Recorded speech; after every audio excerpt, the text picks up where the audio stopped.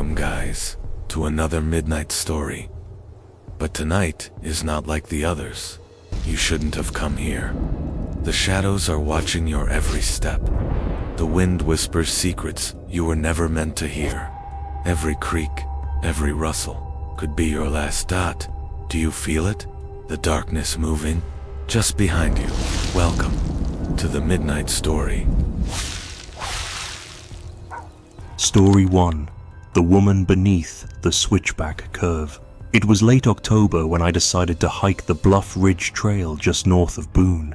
The colors were at their peak, leaves all shades of blood and fire, crisp wind threading through the branches like a warning that winter was close behind. I was staying in a friend's cabin for a few days, hoping to clear my head after a rough few months, job gone sideways, relationship even worse. I figured a few solo hikes, a warm fire, maybe a couple of local beers, and I'd be okay again. I'd heard from a guy at the general store that there was a side trail off Bluff Ridge that led to an overlook even the locals didn't talk about much. Said it was the best view of the whole Blue Ridge, but the rangers stopped maintaining it years back. Something about erosion and unpredictable terrain. Whatever that meant. I marked it on my map, packed light, and set out mid-morning. The first few miles were uneventful, just the usual quiet trail sounds. Birds overhead, squirrels darting across leaf fall, my boots brushing frost off the underbrush. It was peaceful, but not in a soft way, more like the forest was holding its breath. I kept walking until I reached the junction where the old marker, half buried in moss, pointed to the overlook trail. The path from there narrowed, weaving tight between oaks and laurels. About a half-mile in, it curved sharply into a switchback, a steep drop just to the side. That's when I saw her. She stood below me on the lower turn of the switchback, not 10 yards away. A woman, thin, dressed in what looked like a long, pale coat or dress with the hood up. At first I thought she might be a hiker who'd stopped for a break, maybe taking in the view. But she wasn't looking out, she was staring up, right at me. Not moving, not swaying like someone trying to keep balance, just perfectly still, like she'd been waiting. I gave a small wave and said something like, "You good down there?" But she didn't answer. Her face was hidden by the hood, but I could just barely make out her chin, sharp, motionless, a shadow beneath the fabric, not even a blink. Something in me said to turn around, not out of fear, just this deep, marrow-level sense that something wasn't right. Still, curiosity got the better of me. I rounded the switchback slowly, boots crunching softly on the gravel. By the time I got to where she'd been standing, there was nothing. Not even a footprint in the soft earth. And the trail was so narrow there wasn't anywhere to step off without tumbling into the bramble below. I stopped, my heart starting to kick a little. I waited, listening. No footsteps, no snapping branches, just wind. I called out again. "Hello?" A little louder this time. Nothing. I figured maybe I'd imagined her, or she'd turned off the trail and I just hadn't noticed. Still, I picked up my pace. I didn't linger at the overlook when I finally reached it. Just snapped a quick photo and turned back. The sun had started to slip behind the trees, and I didn't want to be stuck on a barely used trail after dark. I set up camp a mile or so down from the switchback, just off the main loop. I've solo camped dozens of times. I know the sounds. Animals in the brush, shifting winds, trees creaking. But that night, the silence was too deep. Even the owls stayed quiet. I built a small fire, ate jerky and beans, and climbed into my tent early. I didn't expect sleep to come easy, but it did, until it didn't. I woke up sometime after midnight. I know that because my watch had gone dark, like it had died. The fire was out, and the air had gone freezing cold. But that wasn't what woke me. It was a sound, low, drawn out, almost like humming. It wasn't coming from far off. It was just outside the tent flap. I froze. The sound kept going, steady, like someone gently humming a lullaby just barely off key. I don't know how long I laid there before I finally moved. I unzipped the flap slowly, heart pounding so loud I thought she'd hear it. She was sitting right outside my tent, cross-legged. Hood is still up, that same pale coat, her hands resting lightly on her knees. She didn't look at me, didn't stop humming. Her head was tilted slightly downward, like she was deep in thought.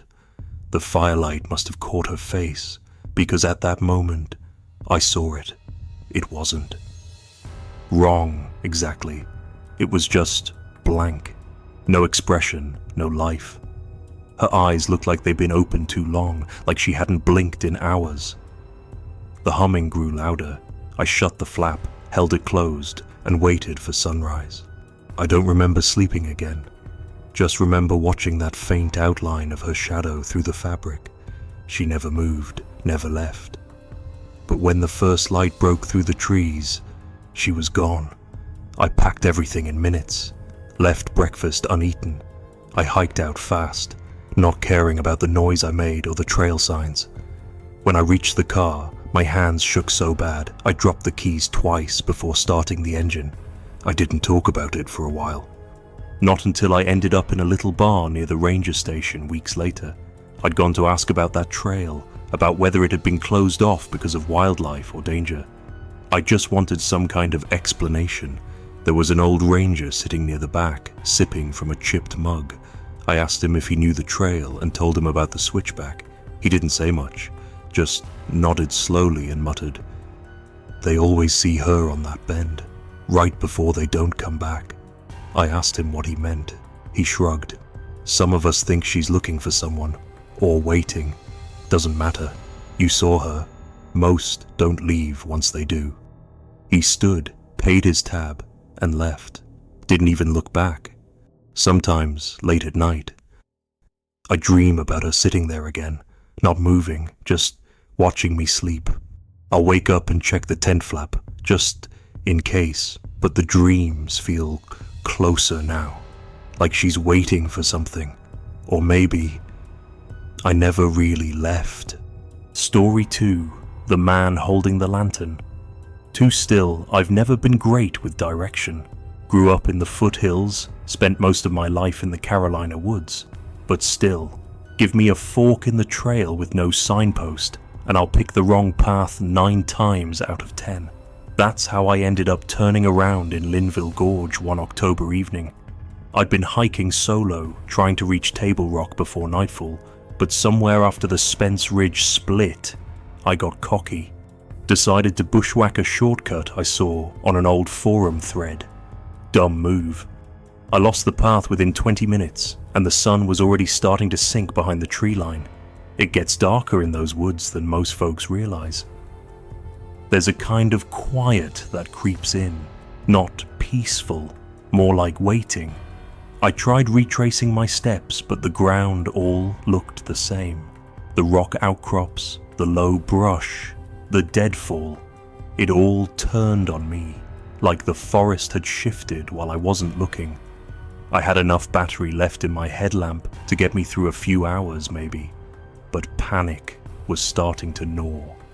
That's when I saw the light. It was faint at first, like a firefly caught in a jar, but steady, yellow-orange, soft glow, maybe 100 yards ahead beneath a sloped ridge. A man was standing under the ledge, holding a lantern in one hand. It didn't flicker, it didn't move. The whole scene felt too still, like a photograph. I should have felt relieved seeing another person. But I didn't. The moment I spotted him, I got this sensation in my gut. Not fear exactly, but a kind of pressure, like my body knew something my brain hadn't caught up to yet. I called out, just a quick, "Hey, you okay?" Nothing loud or desperate, the kind of tone you use with strangers when you're not sure if they want to be bothered. He didn't respond, didn't even flinch. Then, slowly, he turned, not like a man but like a marionette. His feet didn't shift, his torso just twisted toward me, his head lagged a second behind. I froze. We stood there in silence, 20, maybe 30 seconds. I could barely make out his face, shadowed by the lantern's glow, but it looked pale, slack. Then, without a word, he started walking. Not toward me, away, back into the trees, deeper into the brush. No trail in sight, and I followed him. I don't know why. I still think about that sometimes. I wasn't trying to be rescued. I wasn't thinking at all, honestly. Just walked after him like I was being pulled. The forest around us got darker as we moved. My own headlamp felt dimmer now, like his light was swallowing mine. He never looked back, never stumbled, never changed pace. Just glided through the brush with that lantern held high and stiff.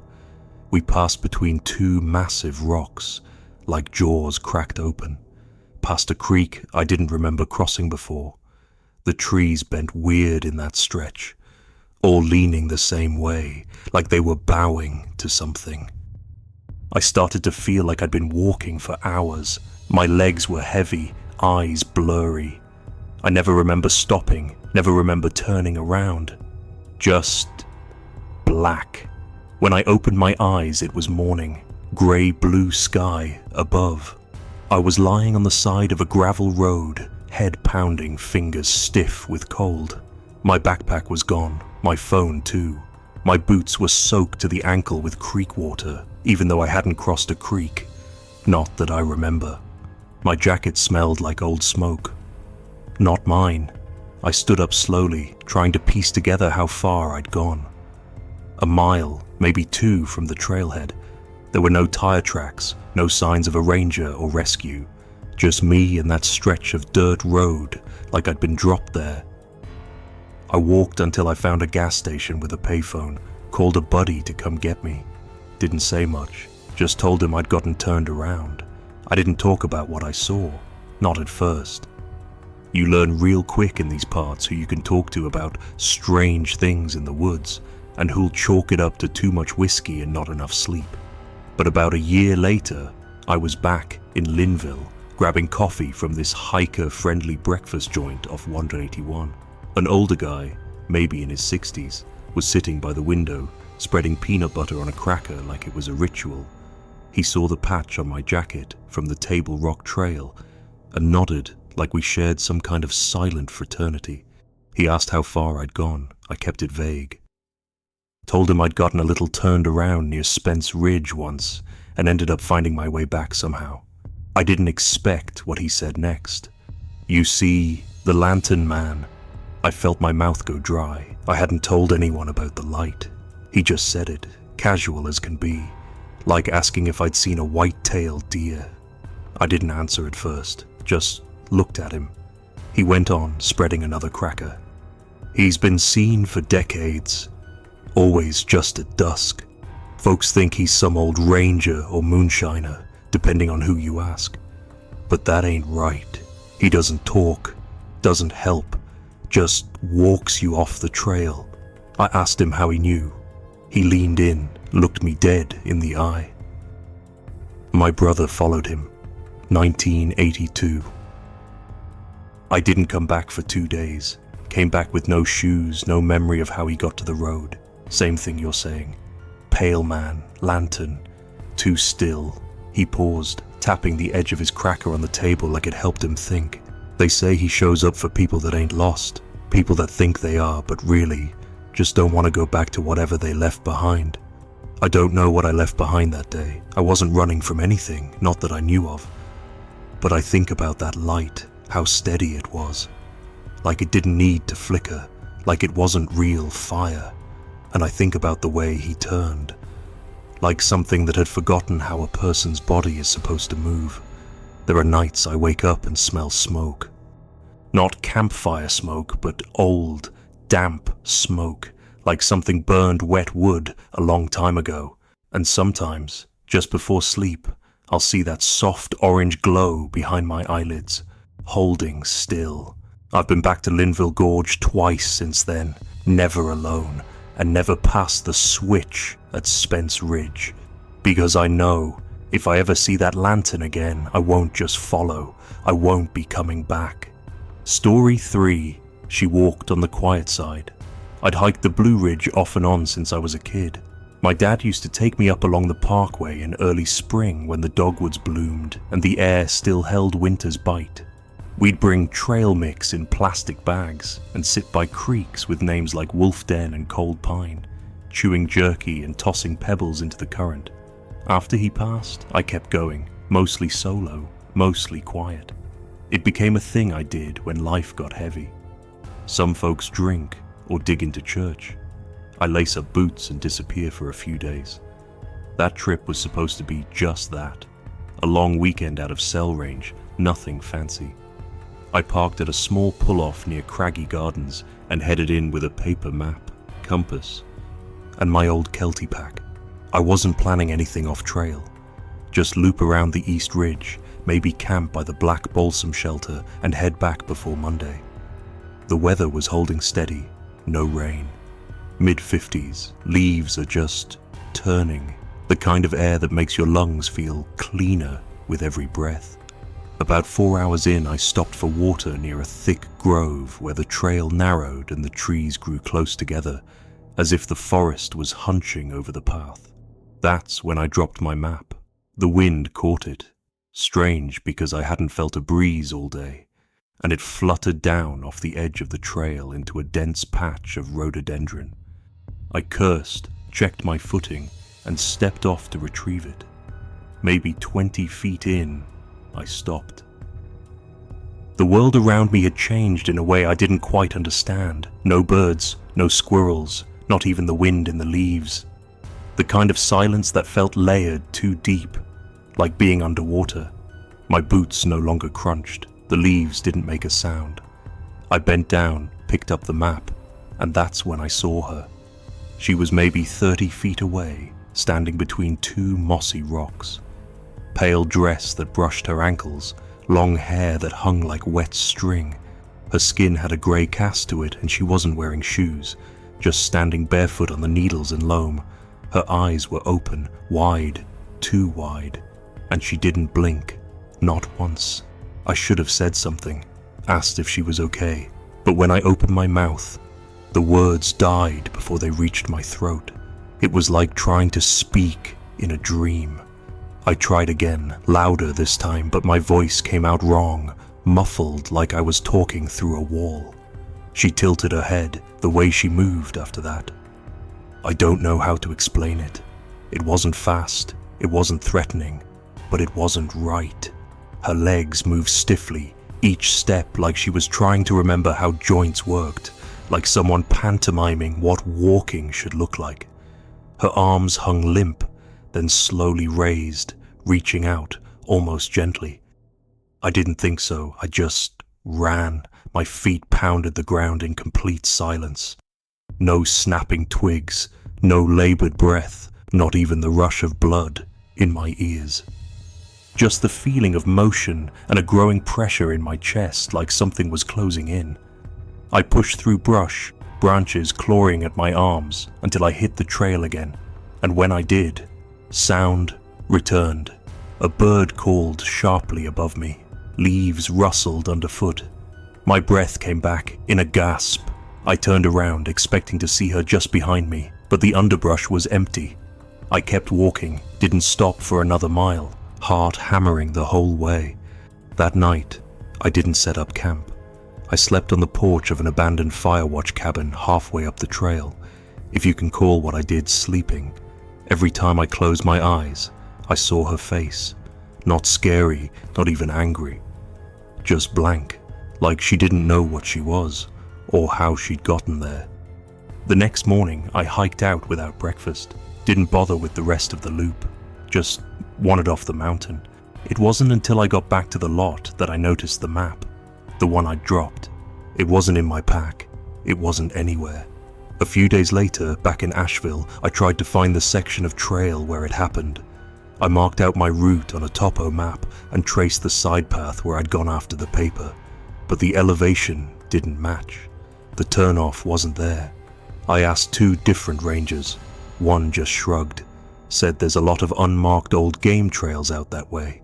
The other one got quiet, asked me if I'd heard the quiet. His exact words.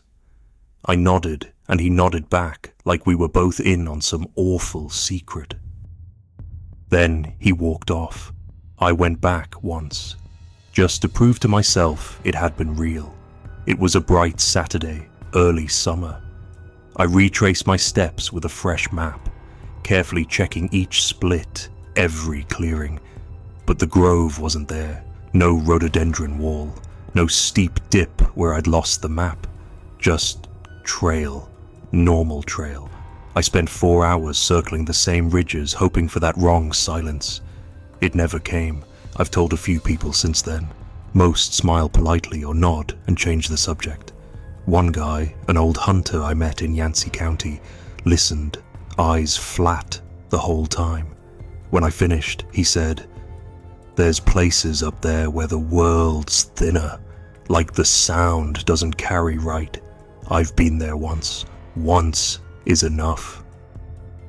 He didn't say more. Sometimes I hear that silence again, usually late at night, when the wind dies down and the hum of the fridge cuts off. It's like my ears are waiting for something, some absence. And in those moments, I swear I can feel her near, not moving, not breathing, just waiting.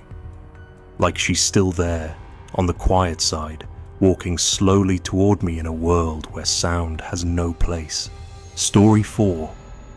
He sat beside the trail at dawn. I started early that morning, well before the sun broke the tree line. It was the kind of dark that feels like a held breath, with everything around you still half asleep, even the wind. The plan was simple. A long loop starting at the Craggy Gardens trailhead, hike east toward the overlook, then break south down a back path toward my truck parked off a Forest Service road. I'd mapped it out 2 nights earlier, checked the weather, dry, low 60s, clear skies. Perfect day to get a few quiet hours in before the weekend crowds arrived. The trailhead was empty when I pulled in, the gravel still slick with dew.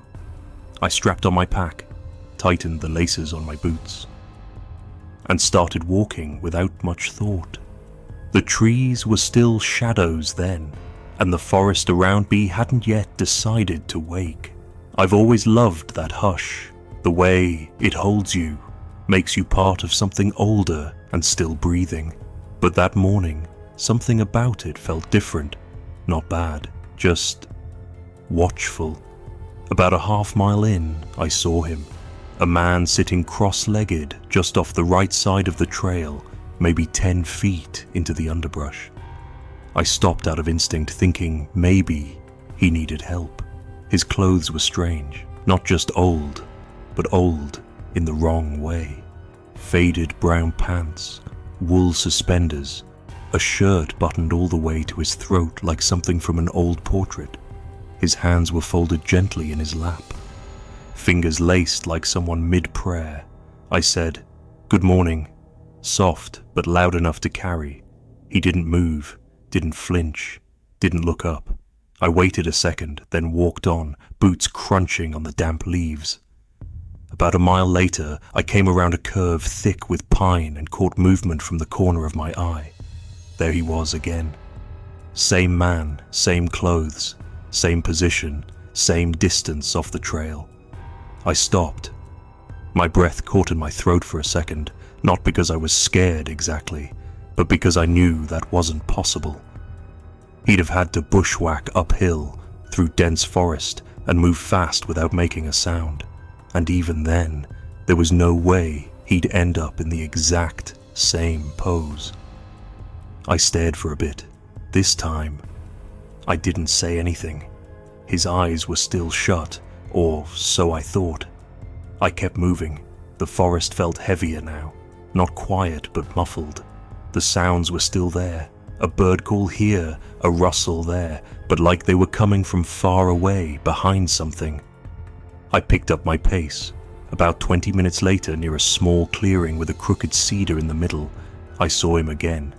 Same pose, same spot off the trail, as if the forest itself was repeating.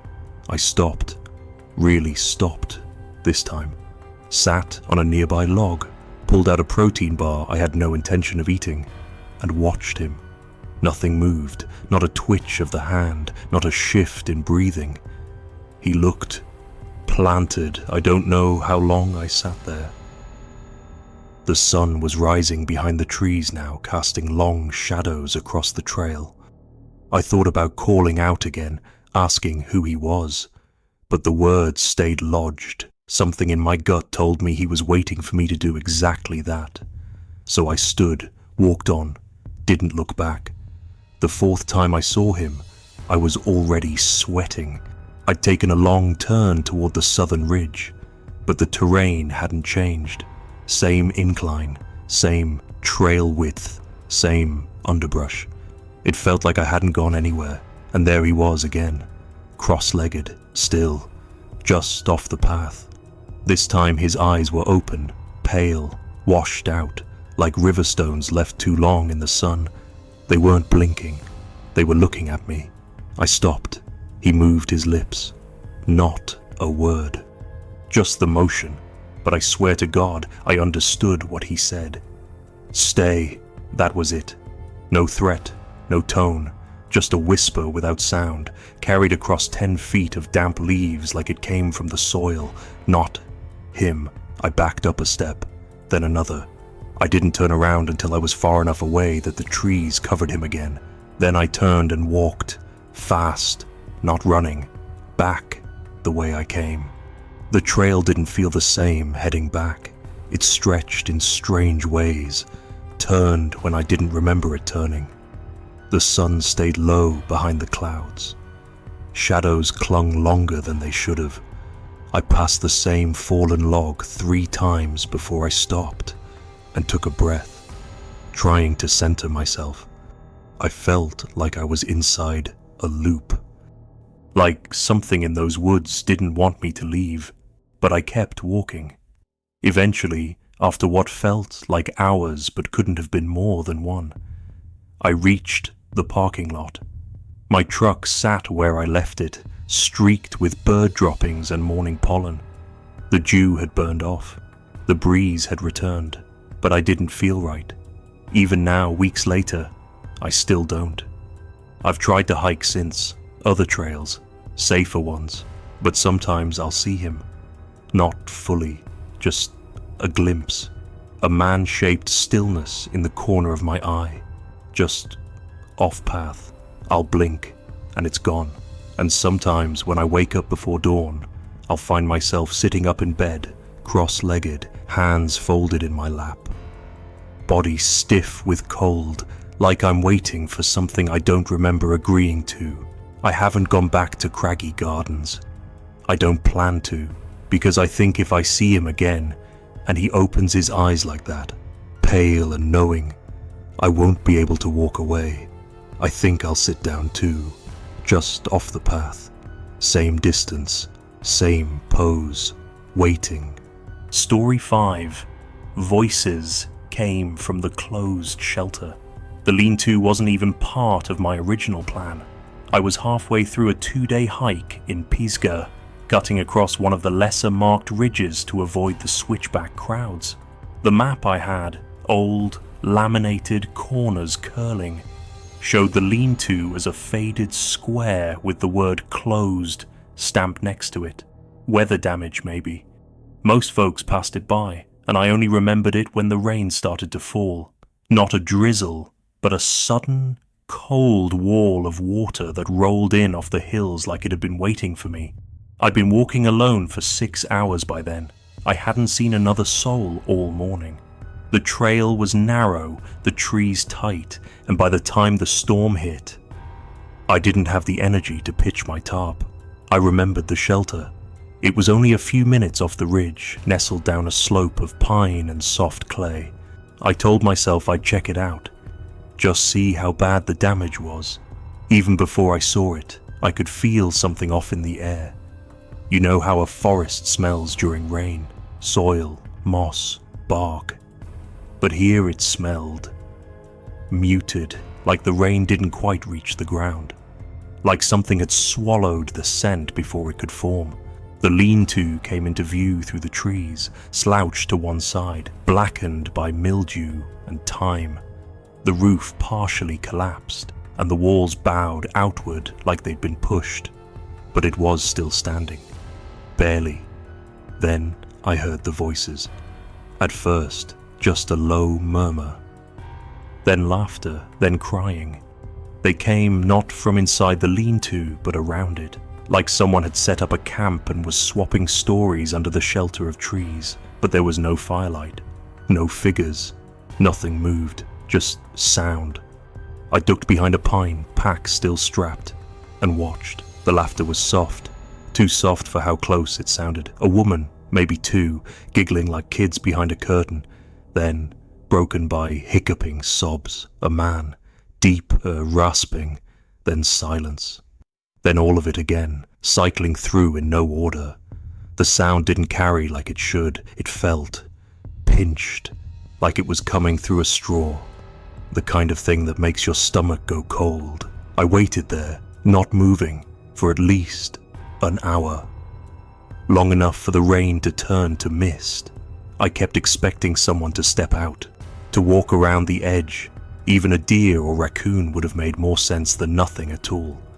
But no one did. Eventually, I stood. My legs were stiff, soaked through. The shelter was maybe 30 feet away. I thought about just walking up, calling out, maybe knocking on one of the walls like it was a damn front door. But when I took a step forward, something in me twisted. My vision pulled ever so slightly to the side, like I was being turned. Not physically, deeper than that. Like a compass needle swinging against its will. It wasn't fear. Not exactly. It was wrong. Like whatever was inside the shelter didn't belong to this place, or this time. And being near it made the body want to go still. So I didn't move closer. I turned and followed the long trail back up the slope, taking the wide way around, my ears still ringing with the sound of laughter that wasn't laughter and crying that never ended. The moment I was out of sight, the sounds stopped altogether. I didn't speak that night, even when I made camp in a grove a good 2 miles away. Didn't build a fire, didn't eat. Just sat there, staring into the dark, replaying the voices in my head, trying to figure out how they had echoed without direction. Sleep, when it came, didn't feel like sleep. It felt like I was somewhere else entirely. In the dream, I was standing inside the lean-to, except it wasn't ruined. The walls were whole, the roof solid. Candles burned along the walls, low and wax-dripped. I couldn't see anyone, but I felt them, all around me, breathing, shifting, watching from just outside the flickering light. They whispered my name, over and over, sometimes gently, sometimes like a threat. I tried to speak, but no sound came. I turned to leave, but the doorway was gone, replaced by more walls, more shadows. I was trapped. When I woke, my blanket was tangled tight around me, and my boots were missing. I found them 20 yards away, placed neatly side by side under a pine I didn't remember setting up near. Inside one of them was a tiny knot of twine. Just tied once, like the kind you'd use to close a paper bag. I didn't stay another night. I broke camp fast, skipped breakfast, and walked without rest back to the trailhead. My legs ached for days after, but I didn't care. I needed to be gone. Away. A few weeks later, back in town, I tried to find records of that shelter. Nothing recent, nothing detailed. Just a few lines in an old forestry report from the 90s, structure decommissioned after repeated unauthorized use, unexplained incident reports, and animal interference. That was all. No specifics, no names. I asked around in a few local gear shops. Most folks didn't even know it was still standing. But one guy, older, grey beard, looked like he lived in the woods more than he lived in his house, heard me mention it and set down his coffee without blinking. "You heard him, didn't you?" he asked. I didn't answer. He nodded anyway. "They don't talk to everyone. Only those that stop too long. That lean-to's like a jar with no lid. Once you hear what's inside, it hears you too. I asked him what that meant. He just looked at me and said, "You'll find out. In time. Don't listen too close to your dreams." It's been months now. I don't hike alone anymore. I stay close to the marked trails, but sometimes, even in town, I hear them, just faintly, usually at night, through the bathroom vent, from behind the wall, laughter, crying, my name, and every now and then, just before sleep, I catch a scent I can't place, old wood smoke and mildew, the smell of a room with no windows, of a place that doesn't forget. I don't think the shelter is haunted. I think it's open, still collecting. And I think one day I'll hear the voices again, a little louder this time, and maybe then I'll go back. Story 6. The Hiker Who Walked the Wrong Way. I've been hiking sections of the Appalachian Trail on and off since college, usually in short stints between work contracts. Nothing extreme, no through hikes, no ultralight madness, just the kind of walking that keeps your head clear and your boots broken in. That season, I partnered up with a girl named Marnie. We met in a gear store outside Asheville. She was heading southbound and looking for someone to split campsites with for a stretch, and we just fell in pace. Easy to travel with, not a lot of small talk, respected quiet. We were about 3 days out from Erwin, Tennessee when we first saw the man. It was just past dusk, those final amber minutes before the trees swallowed the light whole. We were on a lesser used spur, the kind that parallels the main trail but sees less foot traffic. The signage was clear, northbounders to the left, southbounders right. Everyone followed it except him. He walked north, but against the signage, meaning he was coming from the direction nobody was supposed to. His pace was steady, unhurried. He didn't look up as he passed us. His clothes were clean but odd. Something about the cut of the jacket, the collar too stiff, the fabric too thick, like it belonged to another decade. No backpack, no water bottle, nothing to suggest he'd been out there long. I nodded. Marnie said, "Evening." He didn't answer. That was the first time. The next day, around midday, we were coming down a gentle slope through a patch of hemlocks when we saw him again. Same man, same direction, same pace, heading north against the signage, eyes forward. His shirt looked a bit wrinkled now, the collar stained faintly at the neck. Still no pack, still no gear. Marnie stopped, frowning. "Did he loop?" she asked. No way he got ahead of us. We hadn't seen any cut-offs or alternate paths. I didn't answer, just watched as he disappeared up the rise. That night, camp felt different. Not unsafe exactly, just thinner. Like the woods weren't as full of life as they should have been. The frogs had gone quiet, even the fire crackled wrong, too sharp, too hollow. Marnie kept glancing over her shoulder, like she expected someone to step out from the dark. The third sighting came the next morning, just past a creek crossing, low fog clinging to the banks. He was already mid-step when we saw him, clothes now rumpled, his hair wet and stringy. He looked up this time, just for a moment. His eyes didn't hold anything in them, not tiredness, not intent, just absence, as if he wasn't walking towards something but away from everything. He passed close, closer than before. I caught the smell of him, not sweat, not dirt, something more sterile, like stone and old paper, a scent that didn't belong out there. Marnie said, "Hey, do you need help?" He didn't respond, but his lips moved, barely, a whisper more felt than heard. "Don't follow." Then he was gone. That night, the wind changed, came in low through the undergrowth, not high through the trees like usual, made the tent fabric sigh in waves. I remember the shadows seemed to stretch like they were leaning in. At some point, I must have fallen asleep. When I woke, the fire had died and the world was quiet. No breeze, no bugs, no Marnie. Her tent was empty. Her boots were gone. At first, I thought maybe she'd stepped off to pee or check something, trail etiquette. But after 10 minutes, I started calling, quietly at first, then louder. I walked the perimeter, no sign of her. Then I saw them, her boots, placed side by side on a narrow spur trail behind camp, toes pointing north, the wrong direction. Like she'd stepped out of them and walked backward into the woods. I didn't follow. I wanted to. I even took a step. But my gut clenched so hard it felt like something inside me wanted to curl away from that trail. I sat down, waited for hours, called her name until my throat was raw. She never came back. I reported her missing the next morning when I hit a ranger station. The rescue teams searched for a week. Nothing, not a footprint, not a scrap of gear. They asked me to walk them through the days before. I told them everything, except about the man, about the boots. They would have said she got turned around.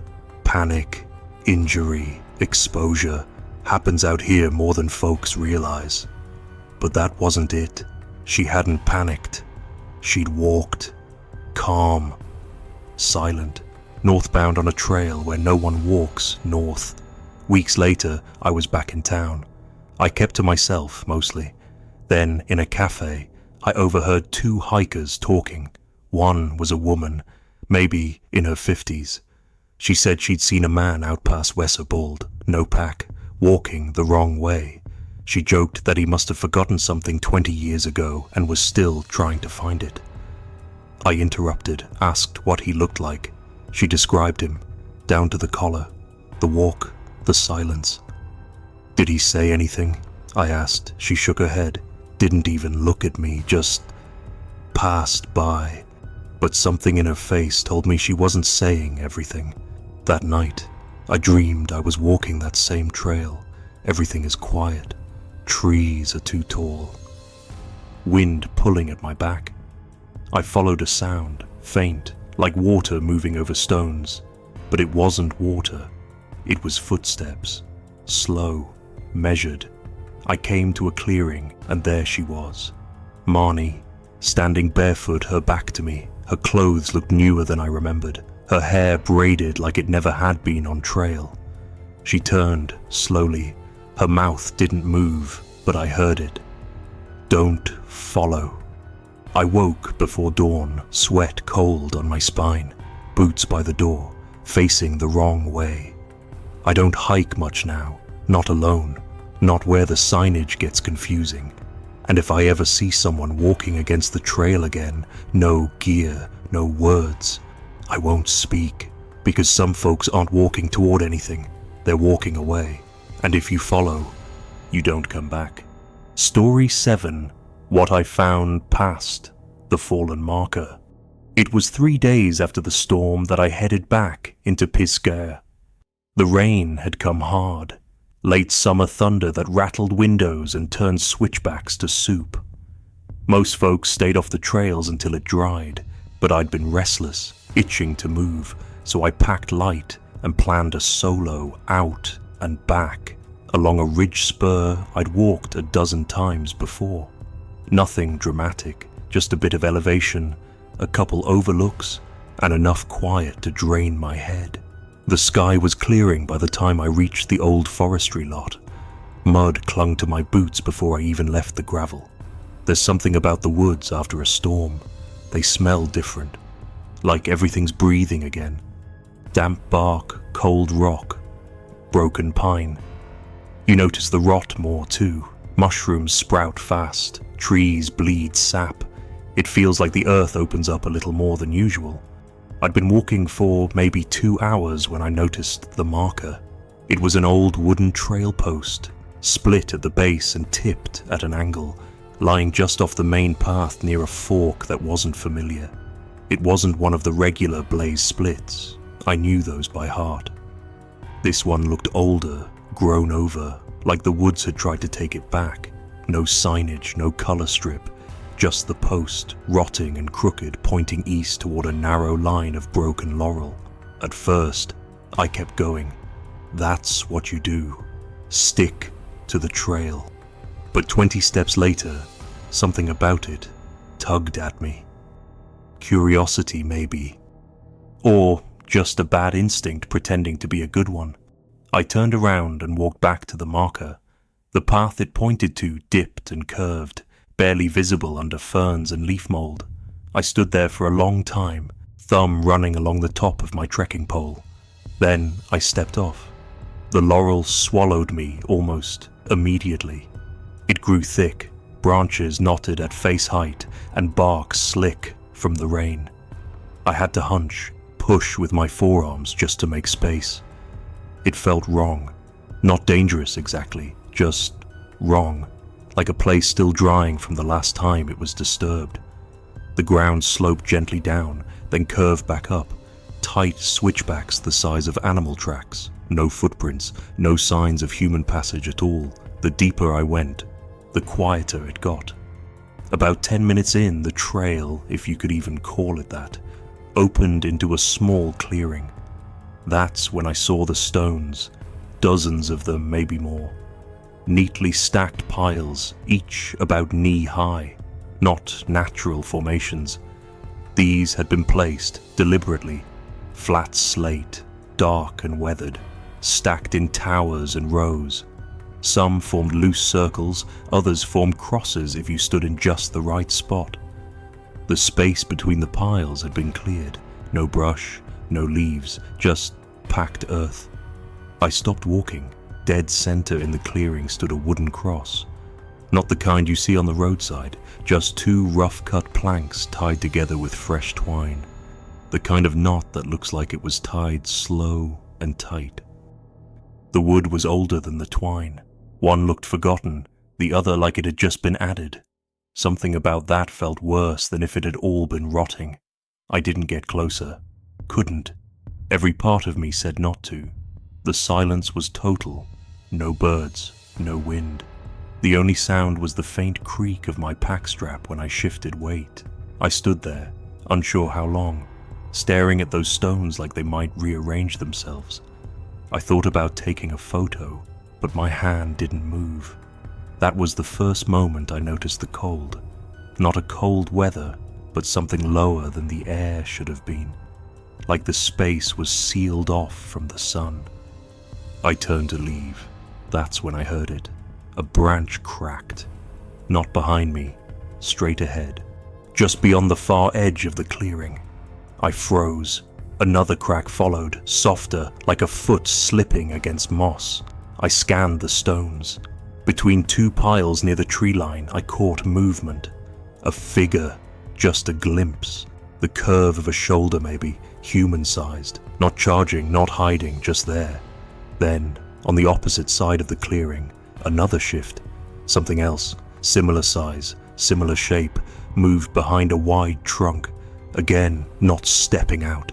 Just there long enough for my eyes to catch the difference between bark and skin. I didn't breathe. I couldn't. They weren't talking, not moving in rhythm, just watching. I began to step backward, one slow foot at a time. My heel hit a small stone and clacked louder than I wanted. The sound felt sharp in that awful quiet. The figures didn't react. They didn't flinch or hide. It was like they didn't need to. As if I wasn't the one intruding, I was the one being considered. The thought came sudden and clear. I should not be here. I turned and pushed back through the laurel. Branches grabbed at my arms, snapping wet against my neck. I lost the trail within 5 steps. The undergrowth shifted like it was moving with me, or maybe against me. I couldn't tell. Every direction looked the same, but I picked what I thought was north and kept moving. At one point, I stopped to catch my breath and realized my shirt was soaked, not from sweat, but from mist or dew or something else entirely. Then I heard it again, behind me. A thud, not a footstep, but like something falling into soft earth. I didn't turn, just kept moving. Eventually, the trees opened up slightly. I stumbled onto gravel. A narrow forestry road, the kind you only find when you're too far from anything useful. I followed it until I saw the lot where I'd parked, though I swear it took longer getting out than getting in. I got in my truck and didn't look back at the tree line. That night, I laid out my map, spread it wide, searched the whole quadrant. There was no trail where I'd gone, no old fire route, no connector path, just a blank strip of elevation. The next morning, I asked a ranger about it, an older guy who'd worked the area since the 70s. He didn't say much. Just looked at the pin I'd placed on the map and said, "Storms kick up old things." When I asked what he meant, he just tapped the map again and said, "Best not to follow fallen markers. Not all paths are for walking." I didn't tell him what I saw, but something didn't sit right after that. I kept thinking about the twine on the cross, how new it looked, how tightly it was wrapped. Somebody had been there. Maybe recently, maybe often. The dream started 2 nights later. In the first one, I was back in the clearing, but the trees were gone. Just open space and sky, stars thick like ash falling. The stones were still there, but the cross was taller. Too tall, twine now wrapped down its length like veins. I was barefoot, standing in the center. The ground was cold and wet. I wasn't alone. They circled me, those shapes I'd seen before, still silent, still watching, but I could feel them closer now. I didn't try to run. I couldn't. I just stood and waited for something I didn't understand. When I woke, my socks were damp. My boots were sitting by the door, laces still tied. The dreams came again and again after that. Always the same. Sometimes I'd wake up with dirt under my nails. Once, I found a scrap of twine in my sleeping bag. I keep it in a jar now, just to remind myself it happened. I haven't gone back to that ridge. I still hike, but not alone.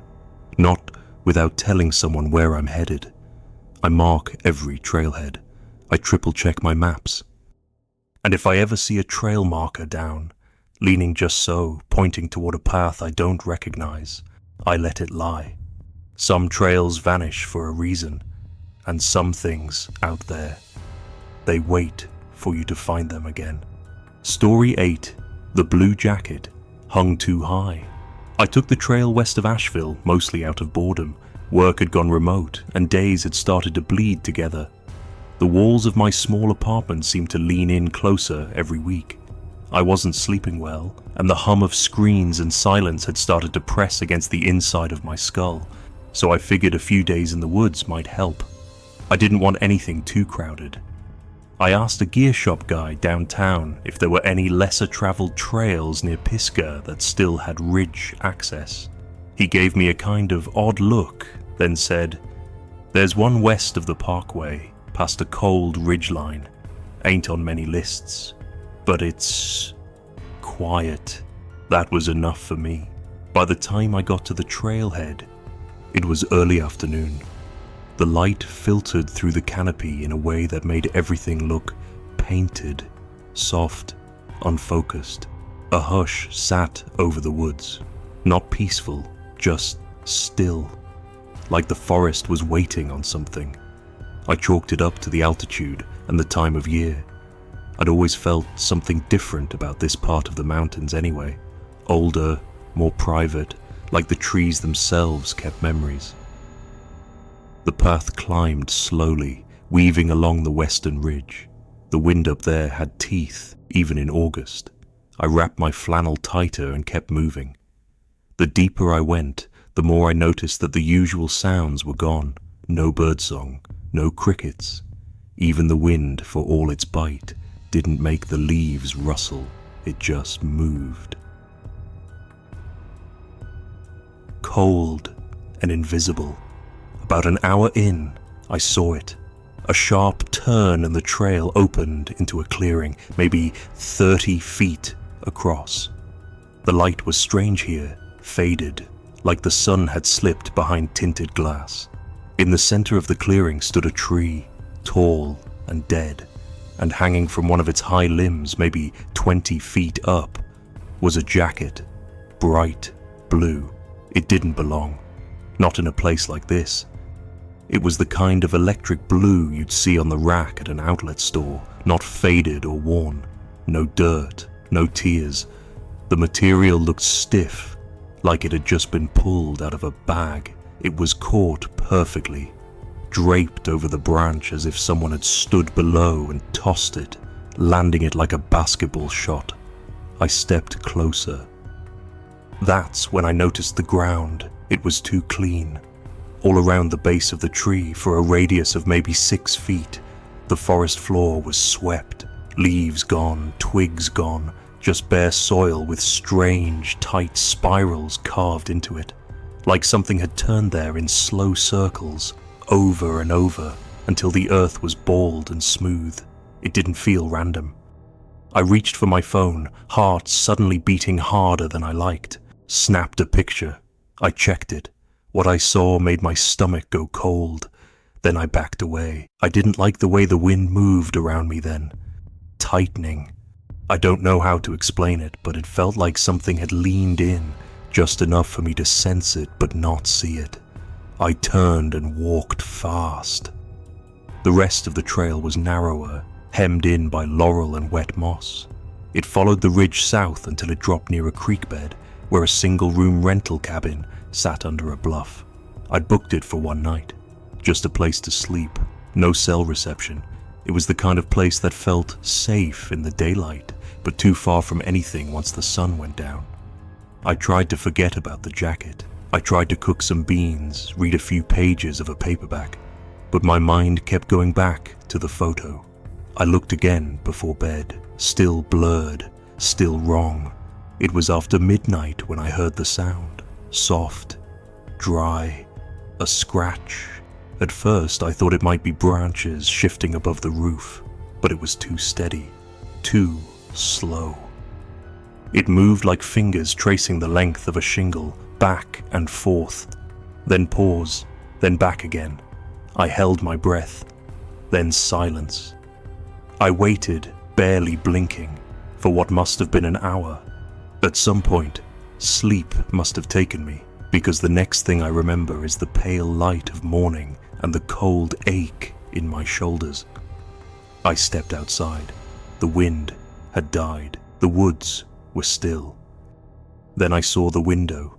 On the outer glass of the cabin, just above the sill, 2 muddy handprints, one on each side, long fingers, too long, spaced unnaturally wide, no palm smudge, just those 5 streaks on either side, as if someone had leaned in and looked at me while I slept.